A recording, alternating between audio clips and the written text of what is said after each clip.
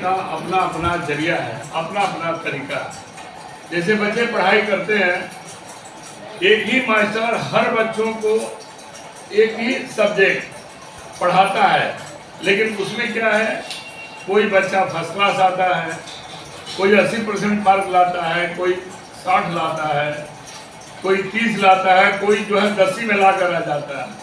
उसी तरह से ये सत्संग है, सब लोग आते हैं, लेकिन इसमें कुछ ही लोग हैं जो अपने विचार से, अपने बुद्धि से, अपने सद्भाव से उस चीज को ग्रहण करते हैं।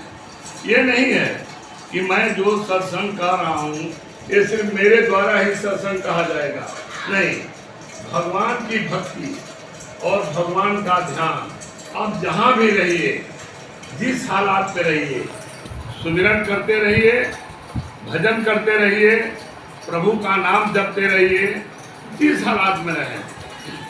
एक बार क्या हुआ कि एक भक्त ने तुलसीदास जी से पूछा कि मेरा जो है भजन में मन नहीं लग रहा है और मैं नाम जप कर रहा हूँ, तो आप ये बताइए कि मन भी नहीं लग रहा है और मैं नाम जप कर रहा हूँ, तो क्या इसका फल मुझे को मिलेगा? तो तुलसीदास जी ने बहुत अच्छा जवाब दिया।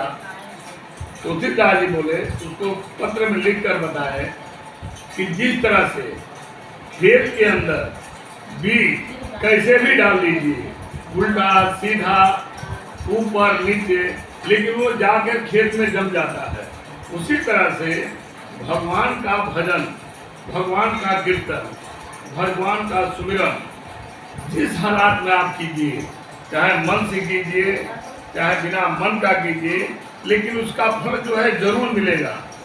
गीता में भी भगवान ने अर्जुन को कहा है कि हे अर्जुन, मुझे जो जिस रूप में भी भजे, चाहे वो गुस्से में ही मेरा नाम ले, लेकिन मेरा नाम तो ले रहा है ना, वो मेरा भक्ति है। चाहे वो गुस्से में ले, चाहे क्रोध में ले, चाहे जैसे भी ले, लेकिन वो मेरे नाम का उच्चारण तो कर रहा है। तो जो मेरे नाम का उच्चारण कर रहा है उसको फल जरूर मिलेगा। हाँ, ये है कि भाई कोई दिल श्रद्धा से, भक्ति से हर समय उसी में लगा रहता है, कोई घर गृहस्थी में लीन है, परेशान काम कर रहा है, वो भी जिम्मेवारी निभा रहा है। उस जिम्मेवारी के बाद उसको जैसे समय मिल रहा है उसी में भगवान का सुमिरन कर रहा है, भजन कर रहा है। और ये कोई जरूरी नहीं है कि अगर वो आदमी 4 घंटा कर रहा है और मैं जो है 2 ही घंटा कर रहा हूँ तो वो मेरे से बड़ा भक्त है, नहीं। हर आदमी जो भगवान के दिए हुए जिम्मेवारी को खुशी मन से, प्यार से, उसको ईश्वर का काम समझ करके कर रहा है, वो भी भगवान का भक्त है, वो भी भक्त में ही है। क्यों? वो भी ईश्वर का दिया हुआ जिम्मेवारी है, क्योंकि जो सृष्टि ईश्वर ने बनाया है, ये सृष्टि का सिर्फ मालिक एक है, लेकिन इस सृष्टि के संचालक सभी हैं। अगर ये बाप है, अगर वो दिन भर अपना ड्यूटी कर रहा है, 2 पैसा ला रहा है, अगर घर में फैमिली है, अगर वो परिवार का खाना बना रही है, देखभाल कर रही है, तो वो भी उतनी ही ड्यूटी निभा रही है जितना बाप जो है कमाने वाला निभा रहा है।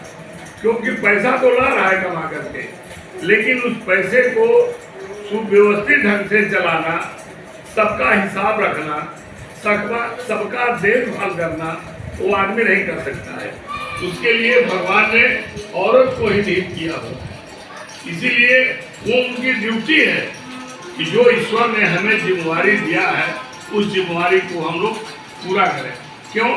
हम लोग कोई ना भगवान है ना कोई मालिक है, मालिक ऊपर बैठा है, हम लोग क्या है, जैसे बगीचे का माली होता है तो मालिक क्या करता है, जितने बगीचे में पेड़ है उस पेड़ की वो देखभाल करता है, खाद पानी समय से, उसकी गुड़ाई, पत्ते अगर जो सूख गए हैं उसको हटाना, ये उसकी जिम्मेवारी है। मैंने पूरे बगीचे का देखभाल करना किसकी जिम्मेवारी है? मालिक की। अगर मालिक ड्यूटी सही नहीं कर रहा है तो मालिक क्या करेगा? मालिक को हटाते हैं।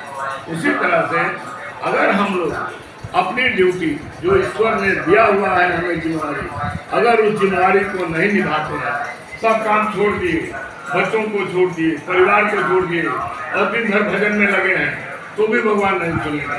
क्यों? उसके लिए भी समय बांटा गया है। बचपन, लड़कपन, बचपन, जवानी, वृद्धावस्था जब अवस्था आती है, तब जाकर के आदमी जो है इस अवस्था में इस लाइन पर जाता है। उससे पहले भगवान ने हमें जो जिम्मेवारी दिया हुआ है, उस जिम्मेवारी को उसी मन से बोझ लेकर के नहीं, क्योंकि वो हमारा काम नहीं है, वो प्रभु का काम है। उस काम को दिल से सबसे मिल करके प्रेम भाव से जो जितना करेगा वो भी खुश रहेगा, उसका परिवार भी खुश रहेगा, उसके बाल बच्चे भी खुश रहेंगे। आप लोग नॉर्मल घरों में देख लीजिए, जो औरत अपना सही ढंग से, सही तरीके से अपने परिवार का पालन पोषण करती है, ईमानदारी से, धर्म से, उसके बाल बच्चे परिवार सब आगे बढ़ जाते हैं।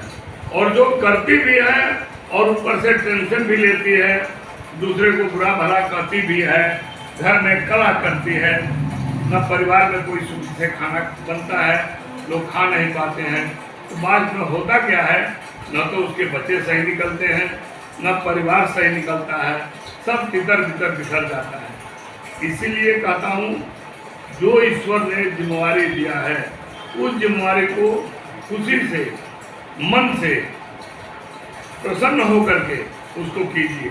हमारा जाता क्या है, ना हम कुछ लेकर आए हैं, ना कुछ लेकर जाए हैं। जो कुछ पाए हैं उसी प्रभु से पाए हैं, और जो कुछ देना है लास्ट में उसी प्रभु के हाथों में सौंप देना है और यहाँ से चलते बनना है। तो जितने दिन के लिए ये मनुष्य चोला हमने धारण किया है, उस मनुष्य चोला को हिफाजत से रखना है, क्योंकि ये एक मंदिर है, ये इंसान का बनाया हुआ नहीं है, इसको ब्रह्मा ने गढ़ा हुआ है। इंसान मंदिर बनाता है, हम इंसान के बनाए हुए मंदिर में जाते हैं तो नहा करके, धो करके, अच्छा कपड़ा पहन करके, चप्पल को बाहर निकाल देते हैं कि भगवान के मंदिर में जा रहे हैं। लेकिन इस मंदिर के अंदर तो स्वयं भगवान बस रहा है, भगवान का अंश बस रहा है।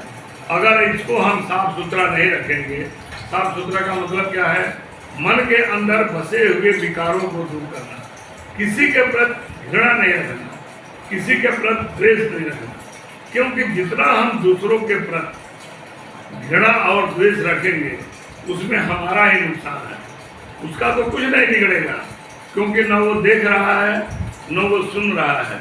लेकिन हमारा मन जो है जितना घृणित होता जाएगा, हमें उतना ही जीवन में दुख, परेशानी, रोग सब गठित होते जाएंगे, सब हमारे ऊपर हावी होते जाएंगे।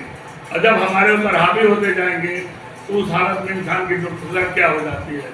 आप लोग खुद देखते हैं कि एक रोगी चारपाई पर बैठा हुआ है, ना तो वो सही खा सकता है, न सही किसी से बात कर सकता है, न कुछ कर सकता है।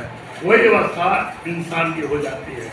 इसीलिए अपने अंदर जो है जितने अवगुण हैं उसको धीरे धीरे दूर कीजिए, क्योंकि इंसान अपने भावनाओं को खत्म नहीं कर सकता है, भावनाओं पर नियंत्रण कर सकता है, उसको रोक सकता है, उसको कम कर सकता है, क्योंकि हम लोग प्रकृति से जुड़े हुए हैं। और प्रकृति के जो ये 3 गुण है, सतोगुण, रजोगुण और तमोगुण, ये इंसान को तीनों ओर से बांधते हैं। सतोगुण क्या करता है कि इंसान को अच्छा बुद्धि देगा, अच्छा सोच करेगा, पूजा करेगा, पाठ करेगा, भजन करेगा, सबके साथ प्रेम भाव से रहेगा। लेकिन उसके अंदर क्या हो जाएगा, उसके अंदर अहंकार आ जाएगा, अहंकार आ जाएगा। अरे मैं तो उनसे अच्छा हूँ, मेरे अंदर तो पूजा करता हूँ, वो तो पूजा भी नहीं करते हैं, मैं तो सबके साथ प्रेम से रहता हूँ, वो सबके साथ झगड़ा करते रहते हैं। तो ये अहंकार जो है सतोगुण में इंसान के अंदर सद्गुण के वजह से, जब सद्गुण आता है, सद्गुण में यही है किसी का भला करना, हमने किसी का भलाई कर दिया। अब जाकर के पूरे गांव में हल्ला करने लगा, अरे मैं जाकर के उसको इतना दान किया, उसको इतना दे दिया।